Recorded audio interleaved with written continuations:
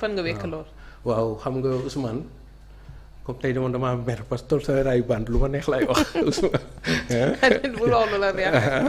tey moom xoolal soxna Aram yaa ko res quoi kenn du ma jël si quoi Ousmane Sonko des fois day provoqué ni damay génn. waaw day provoqué. dem ci biti. ut ay borom xam-xam. teg waaw leen très bien xam nga des fois jàkkaarloog ñoom. day provoqué ay provocation boole ci askan bi te waxtaan bi foofu lay gën a. très bien amee sax dayo waaw xam nga Ousmane Sonko des fois day provoqué ay provocation yu may saf umu provoque xam nga Ousmane des fois day provoqué ay provocation yu saf umu provoque daan nga romb ci bitigu umu provoque ba ca Almadi. waaw boo fa mosaan romb rek moom de par la disposition des choses moom c'était de la provocation en fait Ousmane Sonko soo ko xoolee fii dafa tëggal ndiggu sërëx opposition bi malheureusement ñu dugg ci. man su ma koy jàngat dafa leen tëggal ndiggu sërëx xam nga lu tax d'abord Ousmane Sonko dañu wax ni Guy Marius Sagna moo ko bindab leetar du loolu la ñu wax. waaw Guy Marius Sagna effectivement député la am na sañ-sañ bind ko leetar. mais est-ce que leetar bu koy Guy Marius Sagna di bind ça engage l'institution qui s'appelle l'Assemblée nationale. Première chose Ousmane Sonko tontu ko leetar ba fan la ko tontoo ci page Facebook am. te comme on est dans la République avec ses codes ses normes et ses façons de faire su fekkoon président assemblée nationale dafa jot courrier wu Ousmane Sonko ñu bind ci primature état du Sénégal emblème yeeg soo yeeg yooyu ça devient officiel dafa mel ni Ousmane daf leen provoqué de manière officieuse ñoom ñu tontu de manière officielle. parce que Ousmane ba mu waxee la muy wax naam mooy premier ministre mais ci page Facebook am. da ko bind d'ailleurs personnel am lu sax Facebook gouvernement bi. première provocation dans la forme ñu ni naam ak déet Ousmane tollanti ko provoqué leen nag dans le fond mooy ca la mbind Ousmane bu yemoon ca la muy wax ca la ko Guy Marius Sagna laaj bu fa yemoon képp li Gallo Thiel la doon wax day mat sëkk.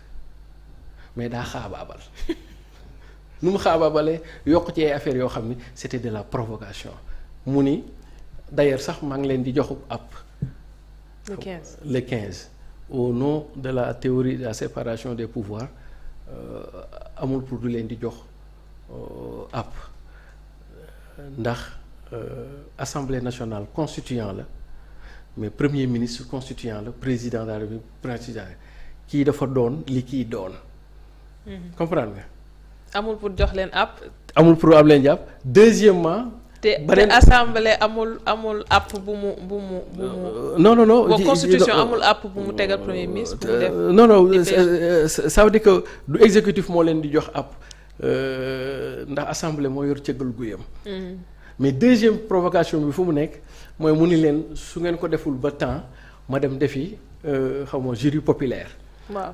Ousmane li muy def mu ki lay wax na ni day tooñ day tappaas parce que on est dans une république démocratique avec une démocratie de type représentative mais pas une démocratie de type populaire et donc les représentants du peuple c'est l'Assemblée nationale donc foo koy def Assemblée nationale kon donc Ousmane xam na loolu mais pour man nag foofu la ndigg sërëx bi jotee parce que daf leen a pousser à la faute dès que mu wax loolu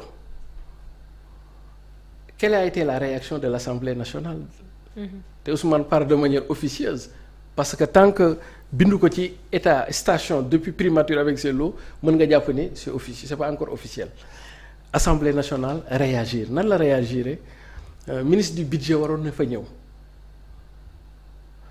Assemblée nationale ne ko du ko recevoir te loolu jalgati yoon la maanaam Ousmane da leen provoqué très bien ñële jalgati yoon léegi nag loolu dafay permettre Ousmane non seulement mu boole leen ak askan bi deuxièmement da leen permettre Ousmane moom mu ubbi benn front boo xam ni lu ne xaj na ci.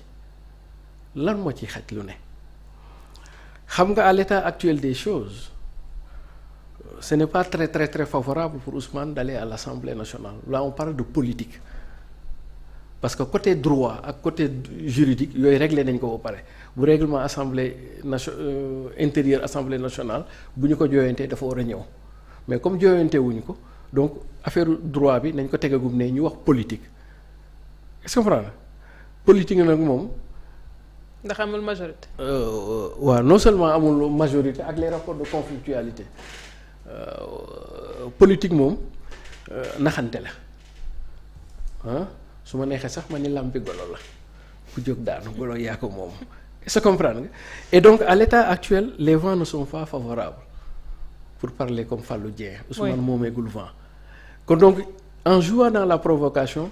mën na leen a pousser à la faute et effectivement ils ont fait à la faute pour déclencher 2 mécanismes yoo xam ni moom pouvoir exécutif mën na ko déclencher première chose mooy la dissolution de l'Assemblée nationale à la date du 31 juillet parce que le 31 juillet bu ñëwee sunu constitution dafa ni Assemblée nationale kenn du ko mën a dissoudre lu dul mu am au minimum 2 ans. 2 ans waaw léegi 31 juillet bi day am 2 ans. est-ce que comprendre nga exécutif mën na ko dissoudre mais mieux mën nañ sax dem ba solution extrême maanaam ñu voté fi benn référendum le président constaté ni am na mbiiloo mbaaloo léegi sax xaaral ma voté benn loi référendaire parce que moom soppi yi mu bëgg a soppi yëpp comme ay loi constitutionnelle am na yu bari comme par exemple HCCT boo ko bëggee éliminer il faut une loi constitutionnelle kon donc moom mën na profité sax li ko naqari woon yëpp neex ko maanaam lépp lu mu mën na sax dem ba indi constitution bu bees ñu voté ko référendum léegi lu mu bëgg a dugal yëpp mu dugal ko ci su boobaa il peut faire peut-être d'une pierre 2 coups pour man à l'analyse avec le recul le président de l'Assemblée nationale et le bureau de l'Assemblée nationale n'ont pas été sages comme les 7 sages du Conseil constitutionnel ils ont été piqués au vif et ils ont réagi. Et maintenant de leur réaction là mën na leen porter préjudice xam nga lu tax parce que pour 2 raisons première raison mooy ñoom mënoon nañoo naxante ak le régime en place yéen a ngi fàttaliku Ablaye Wade bi muy ñëw. majorité assemblée nationale parti socialiste la woon mais dañu ko bunge ba keroog muy defi dissolution boobu indi constitution bu bees 2001 Macky Sall bi muy ñëw.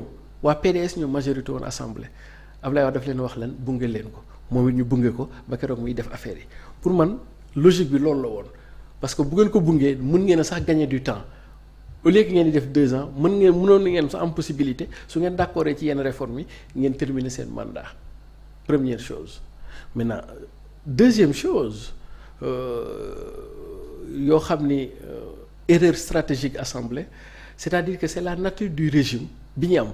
muy un régime présidentiel moom moo bindoo noo xam ni képp ku bëgg a def ak bras de fer les 3 pouvoirs ku ci bëgg a def ak bras de fer ak pouvoir exécutif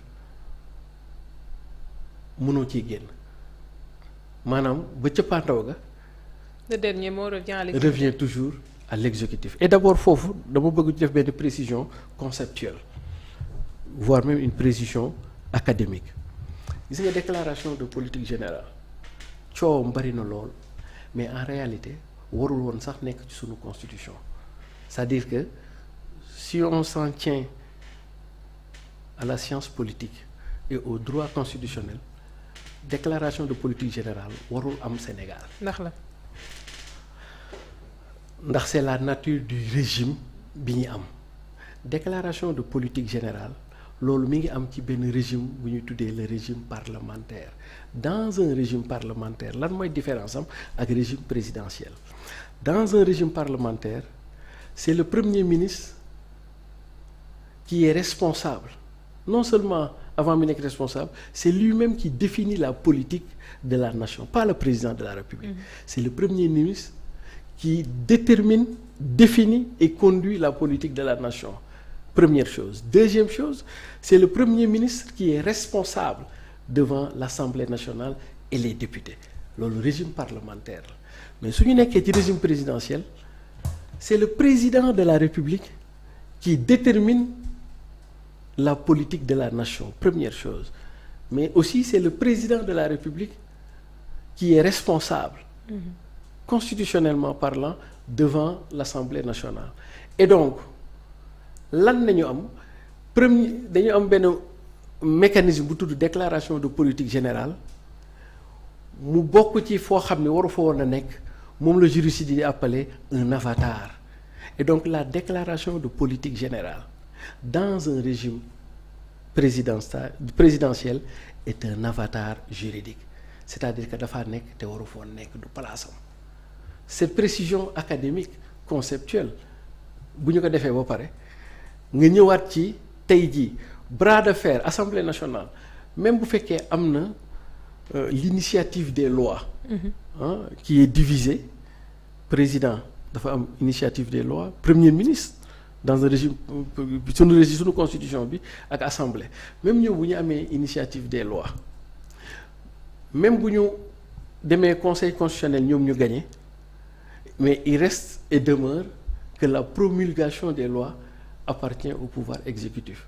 Et dans ce délai court qui est 2 mois ñu ngi ci juillet fii ba 31 juillet même boo fi ubbi woon bras de fer indépendamment sans préjudice aucune ak procédure boobu ba app boobu jotee président de la République d'accord mën naa dissoudre Assemblée nationale. Alors on parle de dissolution, motion de censure, parce que gis nañu waa Benno Bokk Yaakaar bu ñu génnee la ñu wax itam ne dañuy bëgg sax jël ay jéego dugal assemblée pour ñu fexe président ñu teggi prérogative bi mu am ci mën a dissoudre Assemblée nationale. PM joxe délai fii ñuy wax vote budget nga xam ne ñu war ko def loolu yëpp mu ngi fi di xaar. ñuy nekk ci ay calcul politique. Est-ce que fii réew mi toll ak construction bi nga xam ni moom la ñu bëgg. ci tabax réew mi attan nañu créer fi crise institutionnelle. ndax ay calcul politique. waaw non crise institutionnelle du mën a am ci régime présidentiel xam nga lu tax parce que le président de la République constitution da koo wax ni il est le garant du bon fonctionnement des institutions. waaw c'est-à-dire daf ko ni bis bu ñu demee ba yëf yi jaxasoo yow am nga sañ-sañu jóg lijjanti ko bu la neexee da nga koy lijjanteeg carotte bu la neexee da nga koy lijjanteeg bâton mais yow daal lijjanti ko te noo ko lijjantee rek am na ay buntu yu taxaw na leen. est-ce que comprendre et donc moo tax ma ni la mënul am crise institutionnelle parce que su naree dem bay laal crise institutionnelle actuellement nii y a peut-être une crise politique ou jiixi jaaxa mais su demoon bay laal crise institutionnelle président de la République il faut mu jël responsabilité xam nga lu tax parce que dañu war a voter budget bi. te budget bi ñi ngi ko war a voter ci 2 mois même situation constitution prévoir na suñ demee ba nekkoon situation extraordinaire ba sax mënuñoo voter budget bi ñu may dogal président. mu doon moom président bi mu doon wëlbatiku doonaat assemblée à travers ce qu'on appelle l'habilitation. Oui. Donc ce qu'on appelle les services votés dañ koy reconduire c'est-à-dire que c'est la méthode de la pénultième année c'est-à-dire que budget bi génn dans ces rubriques fonctionnement dañu koy reconduire ba keroog ñuy régler affaire bi doog a demaat votaat kii bi et donc par A ou B foofu laa lay wax ni bureau de l'Assemblée nationale et le président de l'Assemblée nationale dañu tombé ci piège bi leen Ousmane bi c'est-à-dire Ousmane da leen a woo ci mbapat ñoom ñuy bëri dóor ba faf nag ci diggante coup bi Ousmane am fu mu jàpp nag léegi nag day sëgg bëre waruñu ko woon topp ci kii bi waaw dañoo waroon déglu mbër mi waaw moo tax fii làmb ji da la koy wax quoi du da ngay ñëw rek topp say kurfañ parce que wóolu nga sa entraînement ak sa doole yaa majorité rek di dóor non boo ñëwee da ngay def comme Balla Gaye da ngay léewtoo déglu mbër mi waaw boo ko dégloo xam nu mu indaale. waaw mais ñoom nag xamaguñ sax lu Ousmane indi daal ni tëll rek ñu ni toj na et donc pour man il y avait dans l'intervalle les possibilités de négocier avec le pouvoir en place en contrepartie ñu bàyyi assemblée mu dem en contrepartie les réformes yi bëri bu ñëwee ñu jàpp mais nag comme bras de fer bi dugg na léegi loolu moo arrangé Ousmane ça veut dire que d'une pierre dina ko mën a def 2 coups ba mën a dem ci assemblée Ousmane sax mën na ko def 3 coups en fait. et ndax nekkul ndax nekkul pour gagner du temps. non pour sax quand je parle de Ousmane je parle de Diomaye.